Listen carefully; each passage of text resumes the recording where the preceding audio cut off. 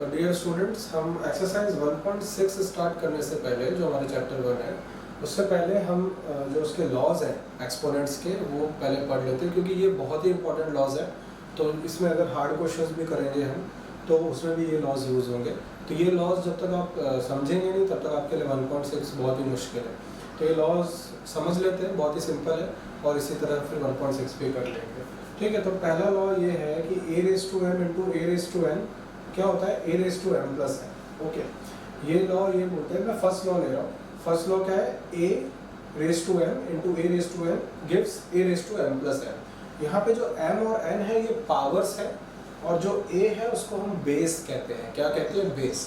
तो यहाँ पे जो दो नंबर हैं उनके बेस क्या है, सेम है। ये भी a है, ये भी a है, तो इनकी पावर्स क्या हो जाएगी, ऐड हो जाएगी। जैसे कि इसका एग्जांपल मैं फर्स्ट का ले लेता हूँ, जैसे 2 raise to 3 into 2 raise to 4।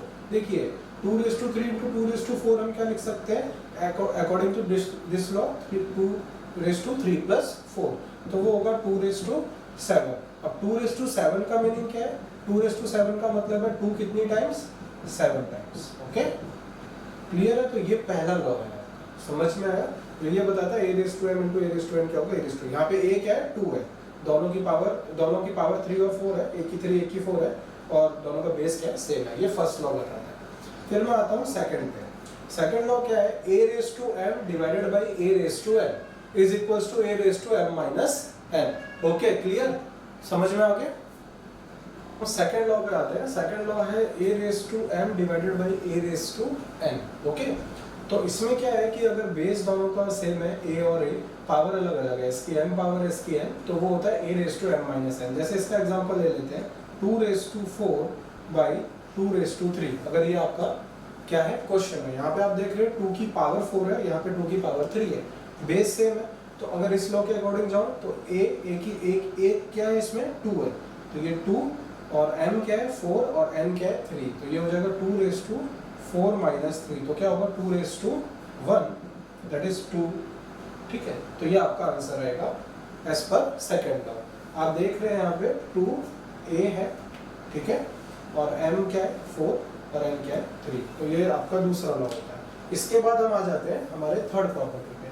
ठीक है, तो थर्ड प्रॉपर्टी क्या है आपकी, थर्ड प्रॉपर्टी है a raise to 0 equals to क्या, 1। इसका मतलब बहुत सिंपल है, कोई भी नंबर उसकी पावर अगर 0 है तो उसका आंसर क्या आएगा, 1। जैसे कि 5 रेज़ टू 0 उसका आंसर 1 आएगा, 50 रेज़ टू 0 उसका भी आंसर 1 आएगा, 10 रेज़ टू 0 उसका भी आंसर 1 आएगा, 1000 रेज़ टू 0 उसका भी आंसर क्या आएगा, 1 आएगा। कोई भी नंबर है उसके लिए पावर 0 है तो आंसर क्या आएगा, 1 आएगा। ये आपकी थर्ड प्रॉपर्टी होती है। फोर्थ प्रॉपर्टी पे आते हैं, तो फोर्थ प्रॉपर्टी है आपकी a raise to minus n is equals to 1 upon a raise to n। इसका मतलब ये है कि अगर आपको आपकी पावर माइनस है, जैसे a की पावर यहाँ क्या है, माइनस m है, और आपको अगर उसको प्लस करना है तो आपको उसको रेसिप्रोकल में ले जाना पड़ेगा, है ना, तभी जाके वो प्लस होगा। तो इसको एक और तरीके से लिख सकते हैं, a raise to m is equals to 1 upon a raise to minus m, क्योंकि ये इधर आ सकता है और ये इधर जा सकता है बाई क्रॉस मल्टीप्लिकेशन, ये इधर है ना, और ये आपका इधर आ सकता है। क्लियर है। तो जैसे कि इसका एक एग्जांपल ले लेते हैं, जैसे कि आपको कोई बोलता है 2 रेज़ टू माइनस 3। ओके, क्या बोलता है, 2 रेज़ टू माइनस 3, तो आप इसको क्या लिख सकते हैं, आप इसको लिख सकते हैं 1 अपॉन 2 का क्यूब। इसका मतलब यही है, 2 रेज़ टू माइनस 3 है, इसको आपको प्लस करना है तो ये रेसिप्रोकल में चला जाएगा, तो इसका आंसर आएगा 1 upon 2 into 2 into 2, that is 1 upon 8। तो ये इस तरीके से आप इसको समझ सकते हैं। क्लियर है। अब हम आ जाते हैं नेक्स्ट प्रॉपर्टी। ठीक है, नेक्स्ट प्रॉपर्टी है आपकी फिफ्थ नंबर की।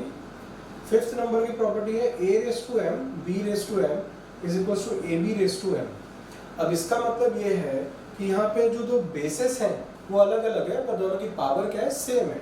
जैसे कि इसका आप एग्जांपल ले सकते हैं, जैसे 2 का क्यूब इंटू 3 का क्यूब। क्लियर है। इसका मतलब हो गया, देखिए ये a हो गया, a यहाँ पे क्या हो गया, 2 हो गया, b यहाँ पे 3 हो गया, और m यहाँ पे 3 हो गया। ये a हो गया, ये b हो गया, और ये m हो गया, m और m सेम है। तो अकॉर्डिंग टू दिस लॉ ये क्या हो जाएगा, ab means 2 into 3 raise to m, m means 3, तो ये हो जाएगा 6 का क्यूब, 2 3 जा 6 उसका क्यूब, तो ये आंसर आएगा 216। तो ये आपका आता है फिफ्थ प्रॉपर्टी, या फिफ्थ लॉ बोल सकते हैं, लॉज ऑफ एक्सपोनेंट्स का। इसके बाद हम आ जाते हैं सिक्स पे। सिक्स बहुत ही इंपॉर्टेंट लॉ है। इसमें क्या है कि स्क्वायर रूट है किसका, a का, और उसकी पावर कितनी है n, और उसके ऊपर भी ब्रैकेट पे क्या लगा हुआ है n। आप इस तो वो आंसर क्या आएगा a। देखिए सबसे पहले उसके लिए ये समझिए, तो मैं पहले आपको 7 समझा देता हूँ। 7 का मतलब है n अंडर रूट a, इसका मतलब होता है a रेज़ टू 1/n। मतलब अगर a पे स्क्वायर रूट लगा है और उसकी पावर कितनी है n, तो अगर आप उसका स्क्वायर रूट हटाना चाहते हो तो वो पावर किस में चली जाएगी, रेसिप्रोकल में चली जाएगी। जैसे कि कुछ एग्जांपल्स ले लेते हैं। जैसे अगर ऐसा लिखा है 2 अंडर रूट ऑफ a, मतलब ये जो 2 है ये स्क्वायर रूट में लगा हुआ है, तो इसकी पावर हो जाएगी a रेज़ टू हाफ। ठीक है, अगर ऐसा लिखा हुआ है 3a क्यूब रूट ऑफ 3, तो ये हो जाएगा a रेज़ टू 1/3। देखिए यहाँ तक तो इजी रहता है, स्क्वायर रूट हो गया, ये क्यूब रूट हो गया, है ना, a रेज़ टू 1/3। पर इसके बाद तो फिर जनरल रूट्स आते हैं, जैसे 4 आया और रेज़ टू a हुआ तो वो a रेज़ टू क्या हो जाएगा 1/4। 5 आया रेज़ टू a आया तो वो हो गया a रेज़ टू 1/5। फिर ऐसे अगर 10 ये आया आपका स्क्वायर रूट में a, तो ये होगा a रेज़ टू 1/10। तो इस तरह से पावर में चला जाता है। अब अगर आप, तो इससे हम ये बोल सकते हैं कि अगर यहाँ पे n है, n की वैल्यू कुछ भी हो सकती है, 2 3 4 5 10 कुछ भी, तो वो किस में चला जाता है, रेसिप्रोकल में चला जाता है। तो इसी बेस इसको ध्यान में रखते हुए हम 6 प्रॉपर्टी पे ध्यान पे आते हैं। तो 6 प्रॉपर्टी में क्या बोल रहा है, 6 प्रॉपर्टी में बोल रहा है n square root of a, उसका भी रेज़ टू क्या है n। तो सबसे पहले इसको सोल्व करें, इसका आंसर क्या होगा, a रेज़ टू क्या 1/n, जो भी हमने पढ़ा। अच्छा, उसके ऊपर भी क्या प्रॉपर्टी है, उसके ऊपर भी क्या है, n है। ठीक है, तो इसका मतलब हो गया a, और ये जो 1/n है ये बाहर जाएगा, वो 1/n इस n से मल्टीप्लाई होगा। ठीक है, तो ये n और ये n कट जाएगा, तो a रेज़ टू 1 आएगा, ये a हो जाएगा। अब देखो ये जो हुआ ना मल्टीप्लाई, ये किस प्रॉपर्टी से आया, ये एक प्रॉपर्टी है, मैं यहाँ पे 9th नंबर दे देता हूँ, वो है आपका property a raise to m raise to n, ये प्रॉपर्टी है।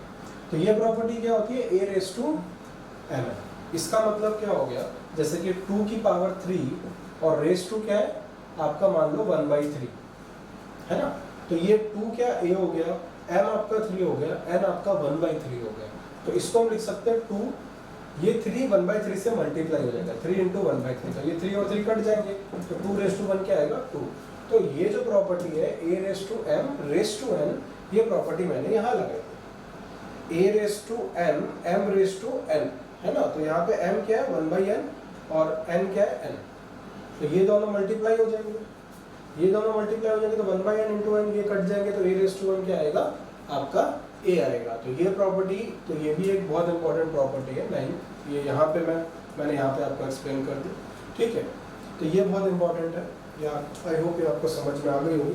ठीक है, अब इसके बाद हम नेक्स्ट पे चलते हैं। ठीक है, वो है 8th क्या है, वो उसी के ऊपर है। देखिए m square root of n, फिर उसके अंदर स्क्वायर रूट ऑफ a।